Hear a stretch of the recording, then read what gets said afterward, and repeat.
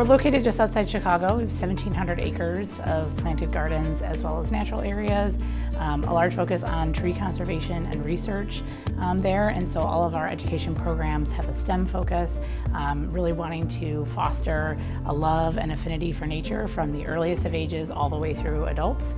My high school job growing up was I worked at a nursery, a plant nursery, and my mom actually has a degree in horticulture, so I was always out in the yard working with her. But I started as a teacher, so I taught 7th and 8th grade for about 6 years, and now I work with our youth programs at the Morton Arboretum, so our summer science camps, our school field trip programs, our teacher programs there. When I was in the classroom, it was like through different activities that we did, and now getting to watch them kind of watch things grow over time and come back and visit the trees or the things that they got to touch and be a part of, I think, makes a really lasting impression.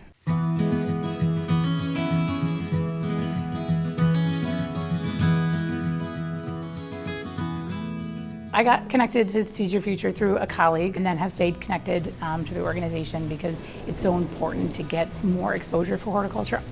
If you're not intentionally looking at something or intentionally seeking information out or being given information out about it, it just becomes kind of part of the background. And so it's something that I wanted to stay connected to because the work is so important.